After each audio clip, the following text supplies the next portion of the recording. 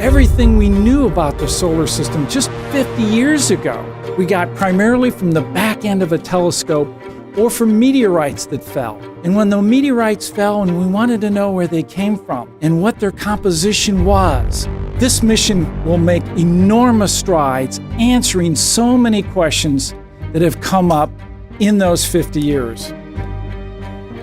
OSIRIS-REx is a mission in NASA's New Frontiers program designed to rendezvous with a near-Earth asteroid named Bennu, survey it in great detail, select a location on the surface to send the spacecraft down to collect 60 grams or more of sample for return to Earth for analysis in our laboratories.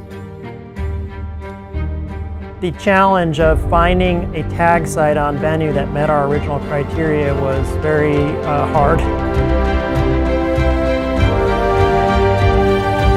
But quite honestly, this team thrives on challenge. So even though we knew we had work to go, I never doubted for a moment we would solve that puzzle, that we would crack that nut and we would safely get the spacecraft down to the surface. We had kind of expected the unexpected. This team was ready to be surprised. 3, 2, 1.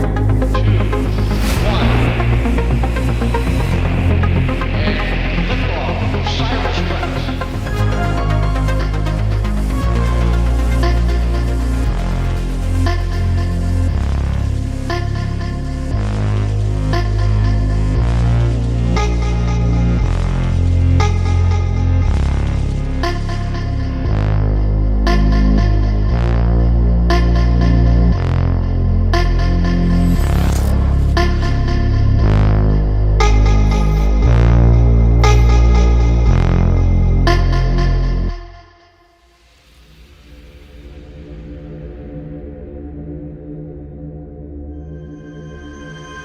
And we are live here at Lockheed Martin in Littleton, Colorado for a truly historic event.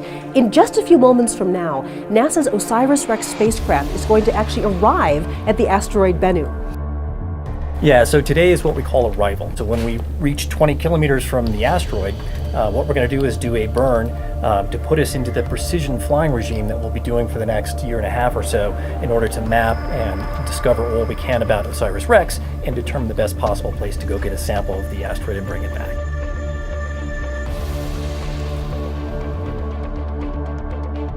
A little nervous, a little excited. I mean, after this burn is completed, we're going to be approximately 7 kilometers away from Bennu at the closest approach. So it's exciting, a little intimidating. There's a lot of feelings going through me right now. It's going to be the first U.S. mission to return a sample from an asteroid. And in fact, this is going to be the largest sample return since the Apollo program brought back the moon rocks. This is NASA's first asteroid sample return mission. NASA has had other sample return missions, most famously the Apollo program, which brought back over 300 kilograms of lunar material, which we're still analyzing today to unravel the history of the moon and the Earth-Moon system and the origin of our solar system. But there's been nothing like OSIRIS-REx in NASA's repertoire. I like to call it the daredevil spacecraft, right? We just zipped around this asteroid like a hummingbird. And it's one of the things the microgravity environment does for you, is that you can stop, you can start, you can turn left, you can turn right, you can go into orbit, you can leave orbit. You really can explore the entire near-Earth asteroid environment in exquisite detail with ultra-precision maneuvers on the spacecraft. Bennu is about half a kilometer across, the size of a mountain. We're going to be mapping this entirely new, unexplored area of the solar system. So it's been a relatively long journey, as I mentioned, about 2 years to get out to this asteroid. So to give you a sense of a little bit of the mission timeline, OSIRIS-REx was launched on September 8th, 2016. And one of the first things we did was we did a flyby of the Earth to boost us into the right orbit to encounter the asteroid. So you see that here. We were also able to test our cameras and take a wonderful picture of the Earth as well.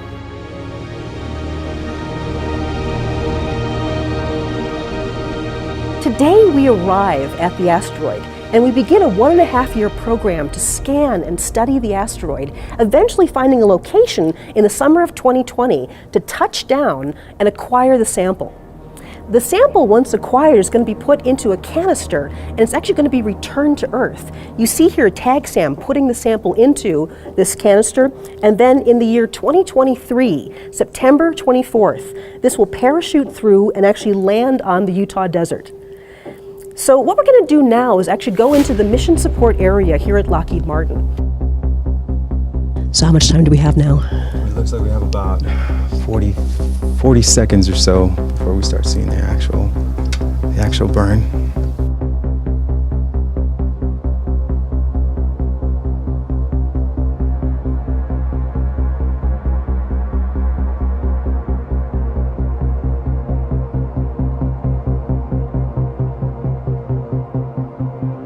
So just to remind you that we're live here at Lockheed Martin and we are just about to arrive at the asteroid Bennu and begin proximity operations to study this asteroid, eventually returning a sample back to Earth. Yeah, it's so exciting. I can't believe we're here. We're right there. All stations, stand by. Burn has started.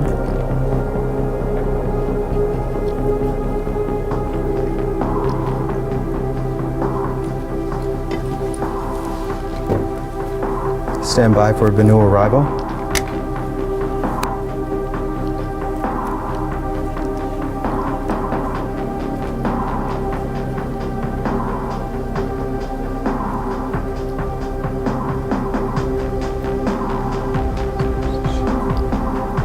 So you can see here we have the Doppler residual, so we know the burn is occurring because I'm seeing a change in velocity from the spacecraft.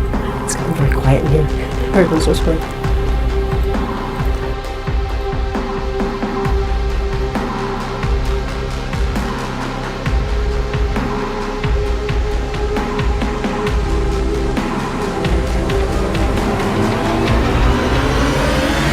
We have arrived.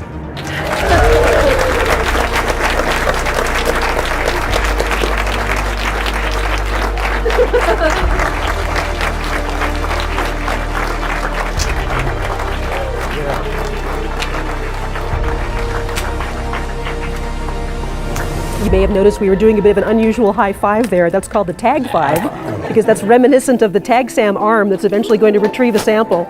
So we are here. We have arrived at Bennu. Arrival was officially December 3rd of 2018, and that was a morning I woke up and saw an event on my calendar that I put there a decade ago. So it was truly a great day for us.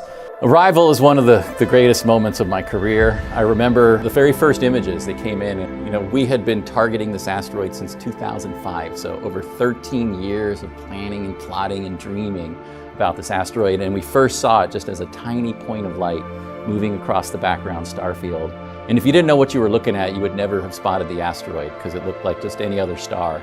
But we all knew exactly where to look in that image, and then as you started to blink and you saw this thing move across, and I will never forget that feeling. It's like, it's real. It's really there. There really is something in space, and we know where it is, and we're on our path to rendezvous with it.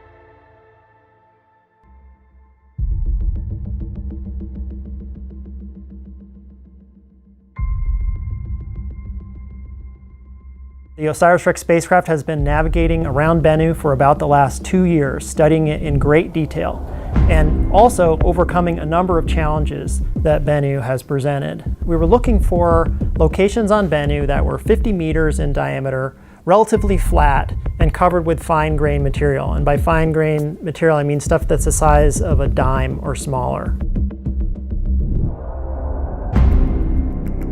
As we started to approach Bennu from a distance and it started to fill up the camera field of view, it looked exactly like we thought it would, with a few boulders sticking out. But as we got closer, we expected to see a very sandy surface with maybe a few boulders here and there.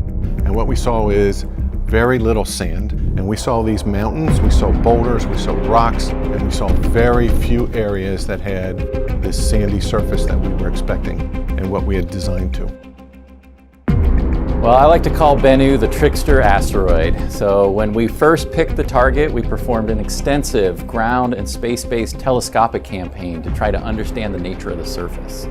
And based on thermal data and radar data and the shape of the asteroid, we convinced ourselves that the surface was composed of fine-grained, sandy, or at worst gravelly-like material. And we expected, and quite honestly sold it to NASA as easy to sample. When we got to the asteroid, we realized that the surface was rough and rugged and covered in giant boulders with nary a beach in sight. And we knew we were in for a real challenge. And we not only had to come up with a new way to get to the surface, but we had to ensure that it would fit within a really tight spot and remain safe while it was collecting that material. Bennu's rocky surface presented a challenge for the original LiDAR-based approach to the touch-and-go sample acquisition event. As an alternative, the project developed an onboard optical-based approach called natural feature tracking. NFT requires detailed three-dimensional maps of the surface of Bennu. In order to build those three-dimensional maps, we need many, many images of particular patches of surface on Bennu itself. And so all these surveys we've done throughout the mission have been at distances between several kilometers from the asteroid down to just a few hundred meters from the surface. And based on those different perspectives and what the shading of that terrain is, it's possible to build a 3D model. Very similar to how we have two eyes that allow us to have depth perception of what we see. NFT requires multiple features across the field of view to have a depth perception. The original tag accuracy requirement was to touch the surface within a 50-meter diameter circle. Based on Bennu's rough surface, our actual performance has to be much better than that, at 10 meters or less. And even within that 10-meter area, there could be smaller localized hazards that may damage the spacecraft. Right now, we are working on a flight software patch to help us avoid hazards as we come in for a sample event. When we do natural feature tracking, that is all autonomous on board the spacecraft, where we load the features or a catalog to the spacecraft, so we are telling it where we expect these features to be. So as the spacecraft makes its progress down to taking the sample, we're recording images and then locating those landmarks to make sure we're on the right track. And if there's any issues with the trajectory or we see landmarks where we shouldn't, we know something's up and we can back away and wave off the attempt, try again.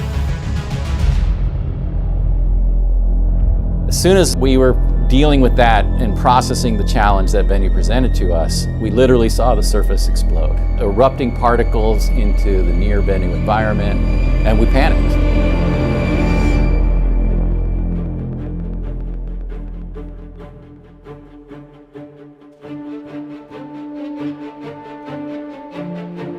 And we thought maybe that this was a hazardous environment and the spacecraft was at risk and maybe the whole mission might be lost.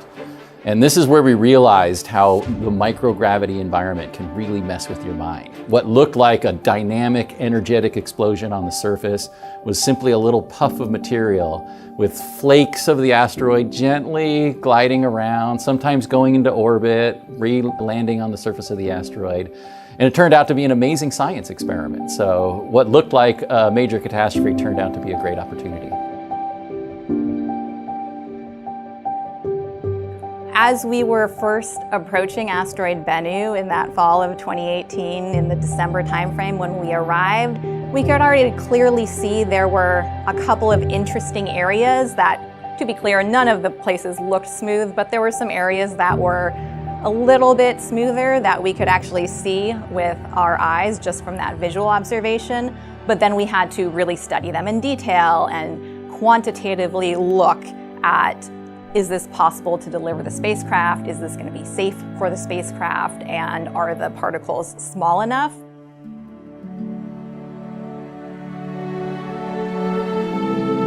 One of the most challenging aspects of pulling together that beautiful global mosaic of Bennu was getting the right data to make a mosaic. So before we even had the images that we stitched together, a few hundred in total, we had to make sure that we were taking images of the surface that were lit at just the right conditions so that you could see small shadows that would outline those particles, and also that were taken at sort of a straight on angle, or as straight on as we could do with our spacecraft, so that you didn't get a lot of distortion.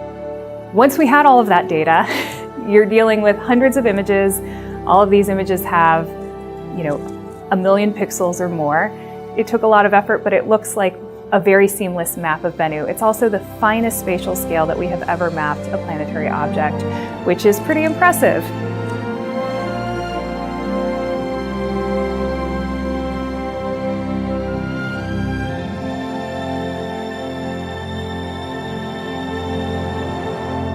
We went through a very rigorous sample site selection campaign, and we had 3 driving criteria. We had what we called the deliverability, which is how tight of a spot can we get that spacecraft into. We were looking at craters that were about 20 meters or 60 feet in diameter, just the size of a small parking lot, and the spacecraft's about the size of an SUV. So it was a really tight fit, especially compared to what we originally designed to. The second one was safety. Even if we could get into one of those tight spots, would the spacecraft survive? And we were particularly worried about tipping over and flying away into one of the many giant boulders that dominate the surface of the asteroid.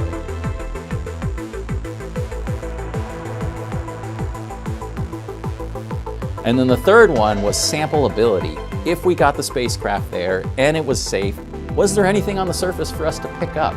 We were looking for particles about 1 inch or 2 centimeters across or smaller.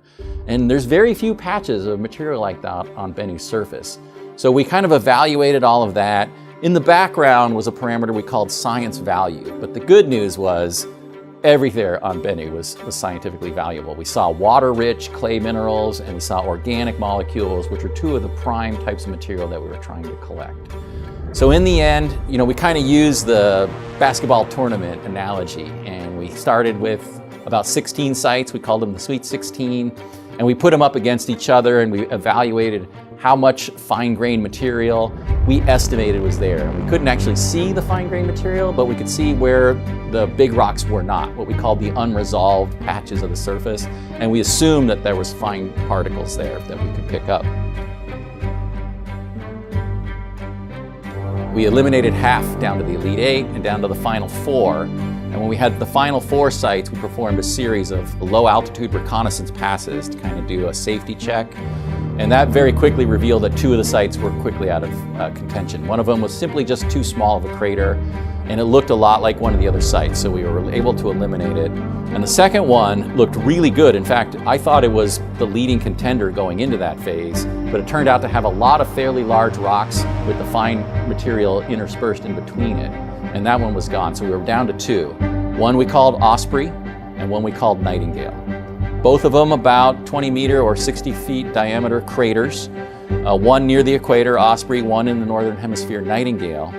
And it turned out to be kind of a contest. Osprey was safer, but Nightingale was more sampleable. And also the science looked better there. It was darker, redder, it looked fresh, like recently exposed, so not modified by the space environment. When we pulled the board, we had a site selection board, my heart kind of sank when Flight System and the Goddard Space Flight Safety engineers voted for Osprey, because I really wanted Nightingale. But the TAG-SAM team and the science team were voting for Nightingale, so it came down to me. I had to make the final decision. Hello, and thank you for joining us in the booth here at AGU, the American Geophysical Union, for this special edition of NASA Science Live. Today we have a big announcement from the OSIRIS-REx mission. OSIRIS-REx is NASA's first mission to retrieve a sample of an asteroid and return it to Earth. And we're going to find out from where today. So I stepped away from the meeting, I kind of walked out and I said, I have to go with the science, right? I have to go with the science, that's what we came here for. Dante, do you want to tell us which one you've picked? I will. So I'll say that just thinking that we're going to get this sample back to Earth sends chills down my spine. So the winner of the OSIRIS-REx Site Selection Championship is the Nightingale site. All right. Make some noise, audience. And I want the material from Nightingale almost like it was calling to me. So I made the final decision. We're going to go in. The safety was acceptable. Lockheed Martin agreed that they could sample that area, and the science is what made the decision. It was a decision that had a lot of stakeholders, and a lot of people had to come together and make their case before a decision was eventually rendered by our principal investigator, Dante Lauretta. And so I remember during the sample site selection meeting, Dante turned to those of us who were scientists on the team and asked what our opinion was. And I think I was the first person who spoke, and I was just like, Nightingale. It has the organics, it looks fresh. Like, if we just put our science hats on, that is where the value is.